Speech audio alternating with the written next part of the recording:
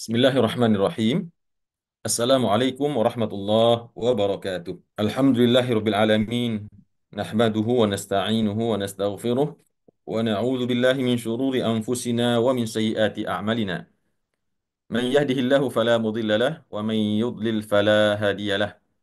Asyhadu an la ilaha illallah wahdahu la syarika lah wa asyhadu anna sayyidana wa nabiyyana Muhammadan abduhu wa rasuluh sallallahu alaihi wasallam la nabiyya ba'dah. Amma ba'd. Bapak-bapak dan ibu-ibu, ikhwan, akhwat, saudara-saudari sekalian yang dimuliakan dan dirahmati oleh Allah Subhanahu wa taala. Alhamdulillah, segala puji dan syukur kembali kita panjatkan kepada Allah Subhanahu wa taala atas seluruh limpahan rahmat, nikmat dan karunia yang telah Allah berikan kepada kita hingga saat ini, khususnya pada pagi hari yang berbahagia ini, dengan taufiknya Allah mengizinkan kita untuk kembali berkumpul hadir dalam majlis tadabbur Al-Quran yang penuh dengan keberkahan dan kemuliaan ini. Semoga senantiasa Allah berikan kepada Bapak dan Ibu semua, ikhwan dan akhwat, kesehatan dan semangat serta keistiqomahan di dalam menuntut ilmu. Salat beserta salam kita doakan untuk uswah dan qudwah kita, Nabi Muhammad sallallahu alaihi wasallam. Semoga senantiasa Allah berikan dan curahkan juga untuk segenap keluarga beliau, zuriyah beliau, para sahabat-sahabat beliau radhiyallahu anhum ajma'in, dan juga untuk kita semua umatnya ila yaumil qiyamah. Amin ya rabbal alamin. Bapak dan Ibu, ikhwan akhwat yang saya muliakan, insya Allah pagi ini kita akan kembali lanjutkan tadabbur Al-Quran, membahas surah At-Taubah ya. Surah At-Taubah dimulai dari ayat 123 sampai 129. Halaman terakhir dari surah At-Taubah. Insya Allah pagi ini kita akan tuntaskan satu lagi surat Al-Quran yaitu surah At-Taubah. Dan pertemuan berikutnya kita sudah pindah ke surat yang baru yaitu surat Yunus. Masya Allah ya. Kita bersyukur kepada Allah walaupun pelan, tapi berprogres satu demi satu surat-surat Al-Quran kita tuntaskan, kita tadaburi. Semoga Allah Subhanahu wa taala melimpahkan pahala yang berlipat ganda untuk apa yang telah kita lakukan dengan mentadaburi kalamnya. Amin ya rabbal alamin. A'udzu billahi minasyaitonir rajim. Bismillahirrahmanirrahim. Di ayat 122 yang lalu yang sudah kita tadabburi, Allah Subhanahu wa taala berfirman, "Wa ma kana al-mu'minuna liyanfiru kaffah." Ya. "Wa ma kana al-mu'minuna liyanfiru kaffah, falawla nafara min kulli firqatin minhum ta'ifatun liyatafaqahu fid din wa liyunziru qaumahum idza raja'u ilaihim la'allahum yahdharun." Kemarin sudah kita jelaskan bahwasanya ada dua versi dalam memahami maksud daripada ayat ini. Yang pertama, kita mengartikan wa ma kanal mu'minuna liyanfiru kafah, dan tidaklah ada atau tidaklah pantas dan seharusnya bagi orang-orang mukmin untuk berangkat ke dalam medan perang ya secara totalitas semuanya ya. Jadi tidak boleh semuanya pergi begitulah ya. Setelah tadinya disuruh pergi semuanya, kemudian Rasulullah pun tidak lagi ikut berperang. Maka ketika Rasulullah tidak ikut berperang, maka kata ayat ini tidak mesti semua orang lagi ikut berperang karena mungkin setelah adanya peringatan untuk orang-orang munafik, begitu ada seruan perang semuanya berbondong-bondong keluar rumah ya. Orang-orang munafik pun nampak dengan semangat pergi perang, tapi di sini Allah turunkan ayat tidak mesti orang-orang mukmin itu semua keluar dari rumahnya secara total untuk berperang ya. Falaula nafara min kulli firqatin minhum, maka apakah tidak ada ya, yang berangkat dari tiap-tiap golongan di antara mereka itu sekelompok orang yang berangkat ke Madinah, tidak berangkat ke perang yang lain, tapi berangkat dari rumahnya menuju Masjid Nabawi liyatafaqahu fid din, untuk memahami mempelajari ilmu agama, waliyunziru qaumahum idza raja'u ilaihim la'allahum yahdharun, dan untuk agar supaya mereka memberi peringatan kepada kaum mereka yang sedang pergi berperang, idza raja'u ilaihim, apabila mereka telah kembali kepada mereka dari peperangan tersebut, untuk diberikan peringatan, pengajaran, ya, ilmu yang tujuannya adalah la'allahum yahdharun. Sedangkan pemahaman yang kedua yang kemarin kita sampaikan, ayat ini justru mengatakan dan tidaklah mesti ya, wa ma kana al-mu'minuna liyanfiru kaffah. Tidak mesti semua orang untuk berangkat ke dalam medan perang itu semuanya. Ya, jadi tidak mesti lagi semuanya. Akan tetapi falaula nafara min kulli firqatin minhum ta'ifatun, maka apakah tidak ada yang berangkat dari setiap firqah, setiap suku itu sekelompok orang yang berangkat ke medan perang saja begitu ya. Jadi tidak semua, tetapi sebagian saja yang berangkat perang agar mereka bertafakuh fiddin di dalam peperangan tersebut dan agar mereka ketika mereka kembali mereka dapat memberikan peringatan kepada kaumnya menceritakan apa yang mereka lihat dalam medan perang sehingga ketika mereka telah kembali kepada kaumnya mereka berikan peringatan la'allahum yahdharun. Mudah-mudahan mereka bisa menjaga diri mereka. Nah, itu pemahaman dari ayat yang sebelumnya yaitu ayat 122. Kemudian Bapak dan Ibu rahimakumullah di ayat selanjutnya yang kita sudah bacakan tadi, Allah Subhanahu wa taala berfirman, "Ya ayyuhalladzina amanu, wahai orang-orang yang beriman, ya, qatilul ladzina yalunakum." Perangilah ya, perangilah dengan senjata alladzina yalunakum minal kuffar. Orang-orang terdekat ya, orang-orang yang ada di sekitarmu daripada orang-orang kafir. Alladzina yalunakum ini artinya orang-orang terdekat posisinya, jaraknya ya, daripada orang-orang kafir. Wal yajidu fikum ghilzah, dan hendaklah mereka orang-orang kafir tersebut mendapatkan pada diri kalian sikap kekerasan ya. Jadi kita ulangi, wahai orang-orang beriman, perangilah orang-orang kafir, qatilul ladzina yalunakum, perangilah orang-orang yang dekat posisinya dengan engkau daripada orang-orang kafir, dan hendaklah jadikan orang-orang kafir tersebut mendapatkan dari diri kalian sebuah sikap yang keras atau tegas. Bapak dan Ibu rahimakumullah, ayat ini maksudnya adalah tentu kita memahaminya dalam konteks Nabi Muhammad SAW waktu itu di kota Madinah, di mana Allah perintahkan kepada Nabi Muhammad dan para sahabat untuk memerangi orang-orang kafir yang terdekat. Nah, saat itu tentu ayat ini historinya adalah pada perang Tabuk ya. Allah perintahkan untuk memerangi bangsa Romawi yang ada di dekat mereka dulu, yaitu di Syam ya. Karena waktu itu juga ada orang-orang kafir yang ada di Irak yang juga akan diperangi oleh Rasulullah SAW. Akan tetapi Allah perintahkan untuk memerangi yang terdekat dulu. Qatilul ladzina yalunakum minal kufar. Orang-orang kafir yang ada di sekitar dulu. Itu dulu bereskan gitu. Itu dulu perangi. Itu dulu seru mereka untuk masuk Islam. Nah, nanti baru orang-orang yang telah memenangkan daerah-daerah tersebut, merekalah yang punya kewajiban untuk meluaskan ekspansi negara Islam tersebut. Jadi tidak mesti orang Madinah yang pergi perang jauh-jauh ke apa namanya ke Afrika Utara sampai ke Irak tidak. Orang Madinah diperintahkan untuk membuka dulu negeri-negeri yang ada di sekitarnya yang dekat-dekat. Nanti penduduk yang sudah beriman di negeri yang dibuka tersebut, yang posisinya dekat Madinah tersebut, mereka lah yang harus berjihad, berjuang untuk melanjutkan perjuangan memperluaskan eh, daerah wilayah kekuasaan Islam, menyebarkan dakwah.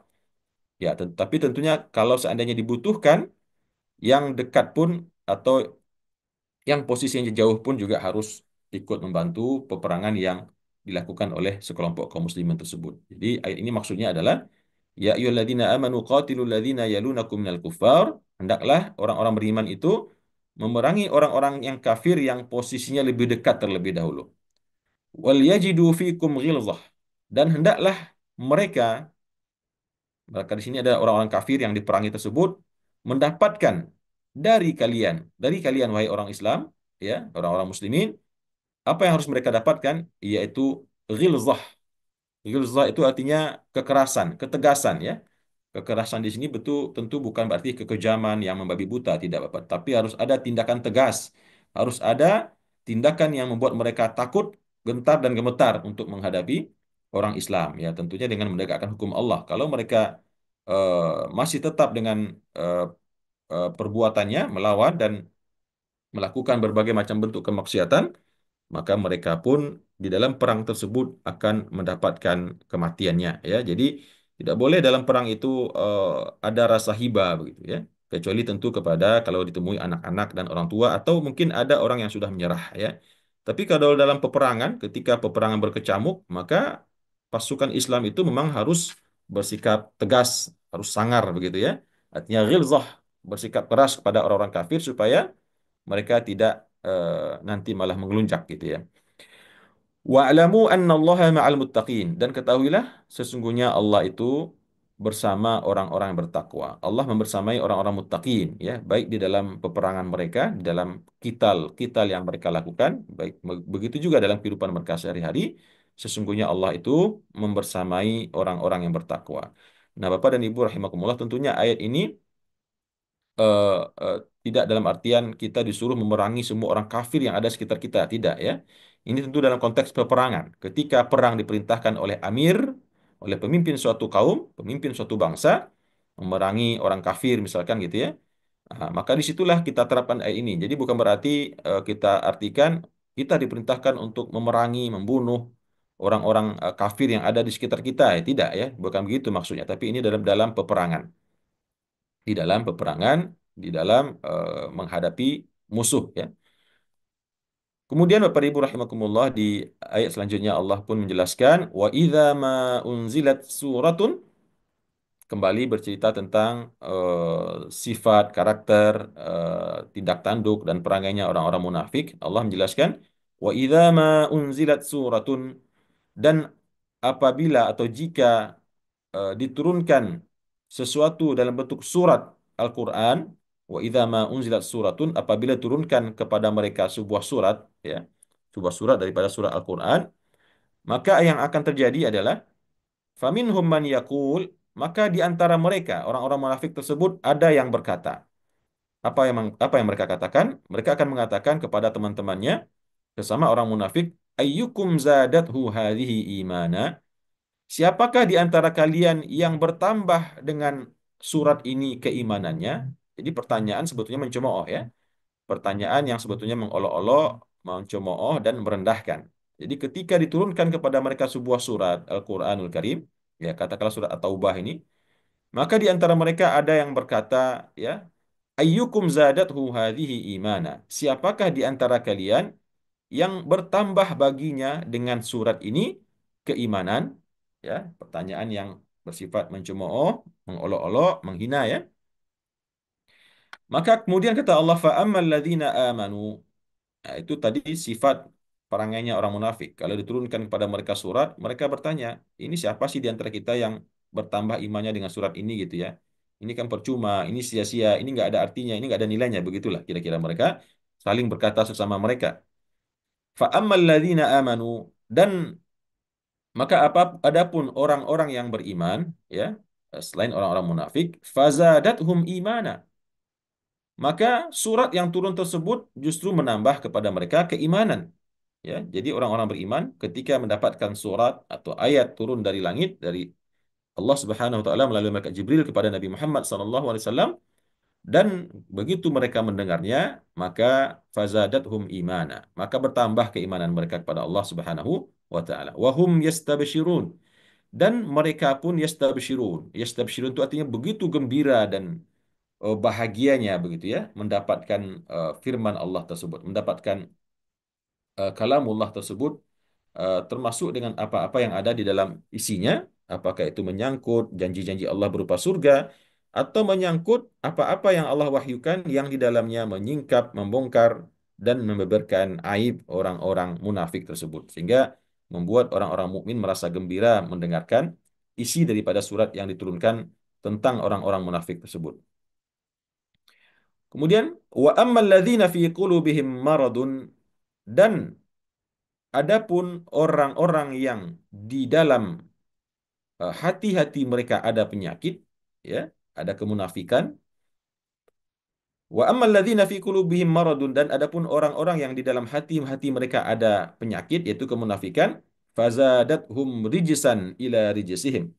Maka yang terjadi, surat tersebut menambah kepada mereka rijsan ila rijsihim, perbuatan keji kepada perbuatan keji yang telah mereka miliki. Jadi kalau kita lihat dalam tafsir At-Tabari, rijsan ini an-nifaq wasyak gitu ya, yaitu sifat kemunafikan dan keraguan-raguan mereka. Jadi setiap mereka mendapatkan surat turun dari langit yang disampaikan kepada mereka, ya karena mereka memiliki penyakit di hatinya, maka yang terjadi surat yang turun tersebut justru menambah kerusakan, keburukan ya, maksiat, kejelekan yang ada di dalam diri mereka di atas kejelekan yang tadinya telah mereka miliki. Jadi sudahlah tadi jelek, berhati busuk, ya, nifak, munafik, dan penuh dengan keraguan-raguan. Setiap turun ayat bertambah-tambah, bertumpuk-tumpuklah rijis itu Bapak dan Ibu ya.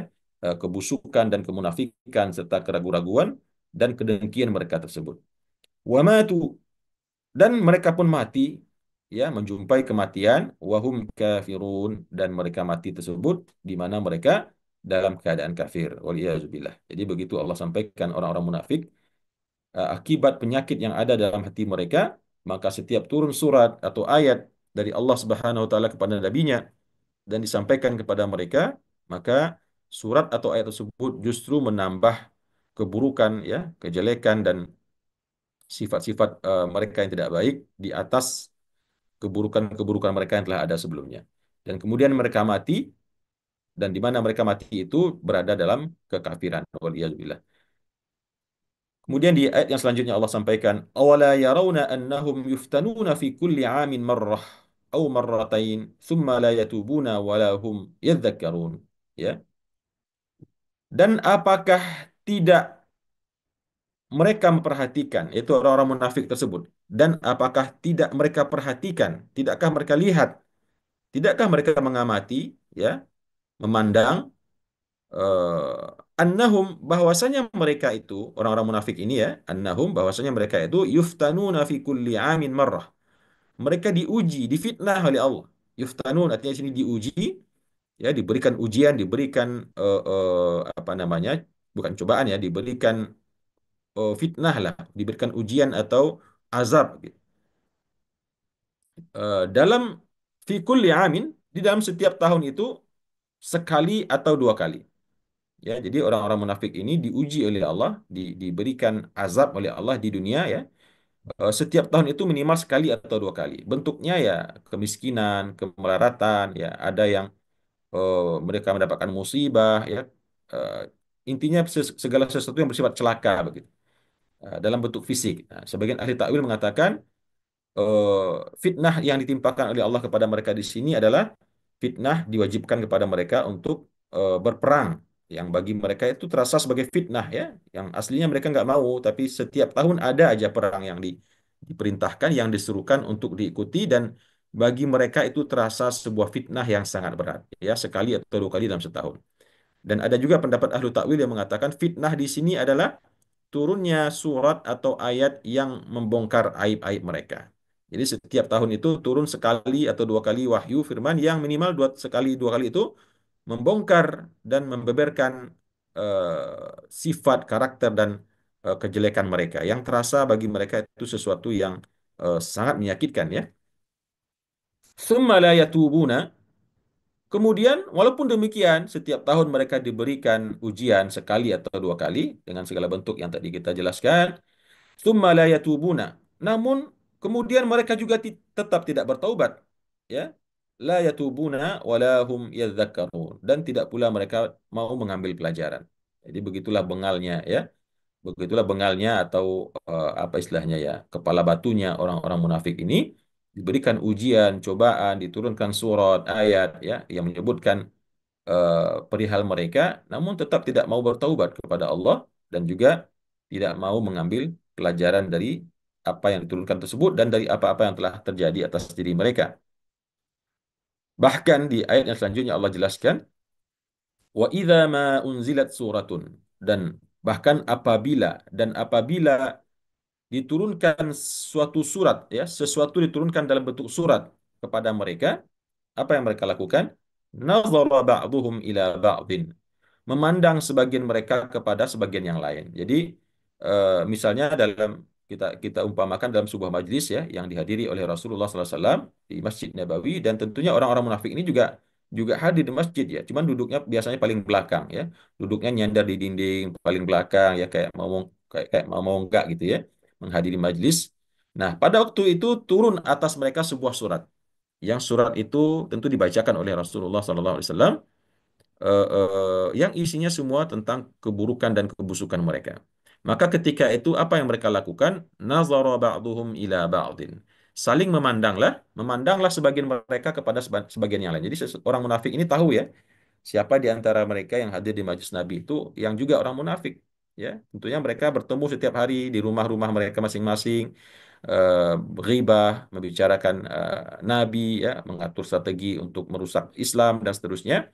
Maka ketika mereka sedang bersama Nabi dan turun surat yang berbicara tentang mereka, lalu nazara ba'duhum ila ba'din. Saling memandanglah atau memandanglah sebagian mereka kepada sebagian yang lain, eh, seakan-akan mereka mengatakan seperti ini, ya, karena saling memandang tentu tidak bisa berkata-kata. Beliau mengatakan, hal yarakum min ahad, ya. Mereka berkata, hal yarakum min ahad, adakah melihat engkau seseorang, artinya eh, begitu panasnya telinga mereka mendengar turunnya surat, ya, mungkin surat At-Taubah ini dan surat-surat yang lainnya yang berbicara tentang membongkar aib-aib mereka, maka mereka memandang satu sama lain dan berkata, ya, hal yarakum min ahad, apakah ada yang melihat engkau seseorang pun? Artinya apakah ada orang yang melihat kita kalau kita kabur, ya? Nah, kemudian mereka mungkin melihat situasi aman, tidak ada yang memperhatikan. Lalu apa yang mereka lakukan? Tsumman sarafu. Lalu kemudian mereka berpaling, ya, satu persatu keluar, ya. Setelah tadi mereka saling memandang, saling memberikan kode begitulah, ya, yuk keluar cabut gitu, ya. Tapi lihat-lihat jangan sampai ada yang melihat gitu, ya. Kemudian mereka keluar, tsumman sarafu, kemudian mereka berpaling, berpaling daripada majlis Nabi tersebut yang diturunkan padanya surat tentang mereka. Lalu kata Allah, sarafallahu qulubahum. Lalu Allah pun palingkan hati-hati mereka, ya. Bi'annahum qaumun la yafqahun. Bahwasanya mereka itu adalah kaum yang tidak mau mengerti, yang tidak mengerti tentang apa yang disampaikan kepada mereka. Qaumun la yafqahun. Ya, jadi begitu Bapak Ibu, ya. Jadi begitu sifat orang munafik, karakter orang munafik yang ketika diturunkan kepada mereka surat atau ayat, ya, di dalam majlis di mana mereka juga duduk-duduk di situ, lalu mereka saling memandang satu sama lain dan memberikan kode untuk cabut gitu, ya, untuk pergi karena panasnya telinga dan hati mereka mendengar ayat mereka disebut dalam surat tersebut. Lalu mereka pun berpaling, mereka pun keluar dari majlis tersebut dan kemudian Allah pun memalingkan hati-hati mereka karena mereka adalah kaum la yafqahun, kaum yang tidak mau mengerti, ya, apa yang disampaikan diturunkan kepada mereka. Kemudian di ayat yang selanjutnya Bapak Ibu rahimakumullah, Allah Subhanahu wa taala menjelaskan laqad ja'akum rasulun min anfusikum. Sungguh betul-betul laqad, ya, sungguh betul-betul ja'akum telah datang kepada kalian semua rasulun, seorang rasul min anfusikum dari diri kalian, yaitu Nabi Muhammad sallallahu alaihi wasallam. Sungguh telah datang kepada kalian seorang rasul dari diri kalian sendiri, ya, dari bangsa Arab, dari orang Quraisy bahkan, ya, yang kalian tahu betul siapa dia. Dari kecilnya kalian tahu betapa bersihnya akidahnya, tidak pernah sedikit pun terlibat dalam syirik, ya. Yang kalian tahu betapa indah dan bagusnya akhlaknya, ya, kejujurannya, ya, sopan santunnya dan seterusnya, sifatnya yang penyayang, yang suka menyambung tali silaturahim, memaafkan dan seterusnya. Sungguh telah datang kepada kalian seorang rasul dari diri kalian sendiri yang kalian ketahui nasabnya, asalnya, ya, masa kecilnya, sifat dan karakternya, yang mana Rasul yang tersebut yaitu Nabi Muhammad SAW memiliki sifat sebagai berikut. Azizun alaihi ma'anittum. Azizun alaihi artinya menjadi berat atau terasa berat baginya. Ya, terasa berat bagi beliau itu ma'anittum, apa-apa yang kalian derita. Jadi bagi Nabi itu melihat penderitaan sahabatnya, ya, baik waktu beliau sedang berdakwah di Makkah, apa yang dialami oleh Bilal bin Rabah atau Yasir bin Ammar dan keluarganya dan para sahabat-sahabat yang lain yang mendapatkan intimidasi, siksaan, ya, atau apapun itu yang dialami oleh para sahabat berupa sakit dan lain sebagainya, maka Nabi itu memiliki sifat azizun alaihi ma'anitum, menjadi berat bagi, terasa berat bagi beliau, terasa kita itu sangat berharga bagi Nabi, ya. Jadi kalimat anta, kalau kita mengatakan kepada orang lain dalam bahasa Arab, anta aziz alayya, kamu itu sangat berharga bagi saya. Artinya, karena kamu berharga bagi saya tidak rela rasanya, tidak tega dan tidak rela melihat apapun yang buruk menimpa engkau. Nah, itu berarti orang tersebut aziz bagi kita. Meskipun aziz dalam bahasa lain dalam Al-Quran berarti perkasa, ya. Jadi aziz di sini bukan perkasa artinya Bapak dan Ibu, tapi adalah aziz itu artinya berharga ya, bernilai, mulia begitu ya, bagi kita. Azizun alaihi, merasa berat baginya apa-apa yang menimpa kalian berupa penderitaan. Kemudian harisun alaikum. Beliau sangat haris atas kita. Haris itu kalau bahasa Arab artinya letaknya adalah sangat tamak gitu ya. Sangat tamak itu artinya sangat menginginkan sesuatu itu didapatkan. Nah, itu namanya haris. Ana haris alal mal. Saya betul-betul sangat menginginkan harta. Itu haris namanya. Nah, di sini maksudnya harisun alaikum itu sangat menginginkan untuk sahabat-sahabatnya itu mendapatkan kebaikan. Nah, jadi harisun alaikum sangat menginginkan atas kalian dalam kurung untuk mendapatkan hidayah, untuk mendapatkan petunjuk, untuk mendapatkan keselamatan, untuk mendapatkan kebahagiaan dunia dan akhirat. Jadi Nabi itu memang luar biasa Bapak dan Ibu ya. Di samping beliau merasa sedih kalau seandainya ada penderitaan yang dialami oleh para sahabatnya dan umatnya secara umum, dan bahkan beliau seperti kita ketahui di saat detik-detik beliau akan menghembuskan nafasnya ya, beliau justru malah mengingat umatnya, ummati ummati ya. Beliau mengingat umatnya karena takut kalau seandainya nanti umat yang ditinggalkannya itu tersesat ya, sehingga nanti mereka akan mendapatkan siksaan dan murka Allah Subhanahu wa taala. Kemudian harisun alaikum dan juga sangat-sangat menginginkan. Makanya Nabi ini tidak pernah bersikap kasar kepada sahabat, tidak pernah bersikap kasar kepada orang munafik sekalipun atau bahkan kepada orang kafir sekalipun karena beliau memiliki sifat yang namanya haris. Sangat berharap ya, sangat berharap baik kepada orang kafir waktu itu pamannya ya, beliau sangat berharap bahkan sampai menangis memohon agar pamannya bau bersyahadat mengakui la ilaha illallah Muhammadur Rasulullah ya. Dan juga tentunya kepada orang-orang musyrikin, kafirin dan munafikin yang lain. Meskipun ya karena memang Allah yang memerintahkan akhirnya beliau perangi juga ya. Beliau perangi bahkan terjadi pembunuhan, tapi sesungguhnya yang dilakukan itu bagi Rasulullah Sallallahu Alaihi Wasallam sebuah kepedihan ya, sebuah kesedihan karena beliau pada sejatinya mengharapkan semua manusia yang beliau dakwahi tersebut terselamatkan ya, dihindarkan daripada siksaan api neraka jahanam dan bisa masuk ke dalam surganya Allah Subhanahu wa taala. Kemudian bil mu'minina raufun rahim, dan sifat beliau yang berikutnya adalah bil mu'minina raufun rahim. Terhadap orang-orang yang mukmin, dengan orang-orang mukmin itu beliau bersifat raufun rahim. Ya, rauf dan rahim, pengasih, lembut hatinya ya, mengasihi mereka dan juga rahim, penyayang.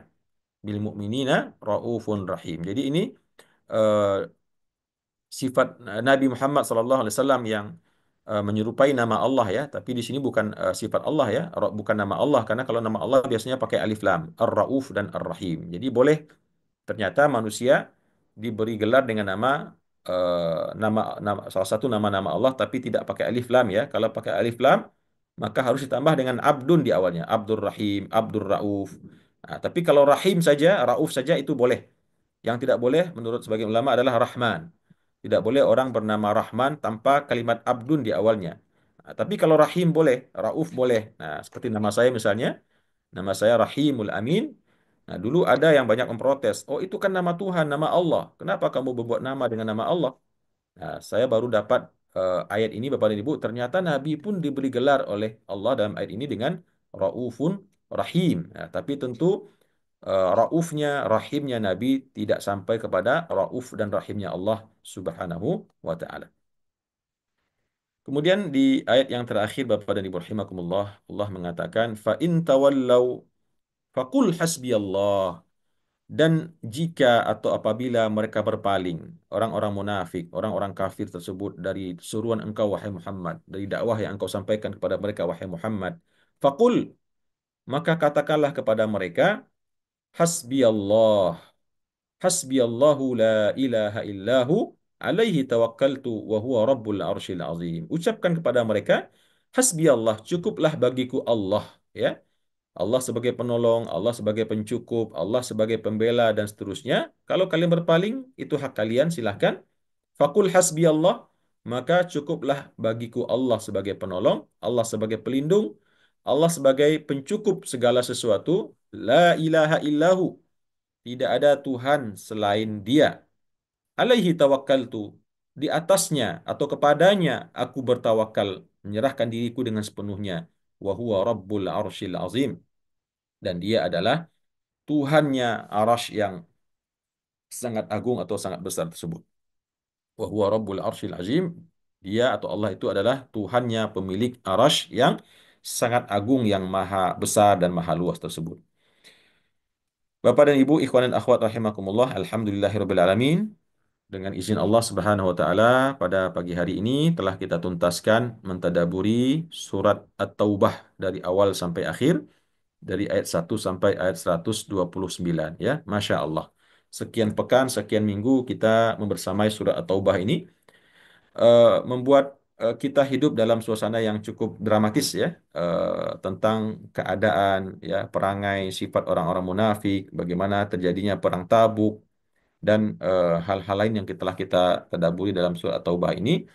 Ya tentunya banyak sekali ilmu, hikmah, ya ibrah dan mauizah yang telah kita dapatkan, yang tentunya mesti kita ulang-ulang selalu ya. Kita hari ini telah kita tuntaskan, tapi ya harus kita ulang dan kita murojaah kembali ya.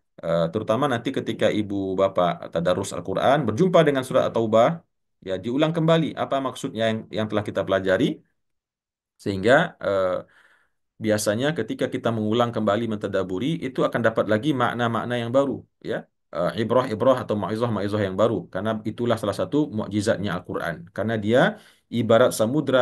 Sedalam samudra, semakin dalam kita menyelam, maka akan semakin banyak intan, mutiara ya, permata, batu-batu mulia yang bisa kita ambil di dalamnya. Baik Bapak dan Ibu, demikian yang bisa saya sampaikan pada pagi hari ini. Mudah-mudahan ada manfaatnya, dan terima kasih atas kehadiran dan perhatiannya. Mohon maaf jika dalam penyampaian saya ada kekurangan serta salah dan khilaf ucapan dan perkataan. Mudah-mudahan Allah Subhanahu wa taala senantiasa melimpahkan untuk kita taufik, inayah, dan eh, petunjuknya, sehingga kita terus bisa istiqomah melanjutkan dan menuntaskan tadabbur Al-Quran atau kalamullah ini. Demikian, terima kasih. Aku qauli hadza. Wassalamualaikum warahmatullahi wabarakatuh.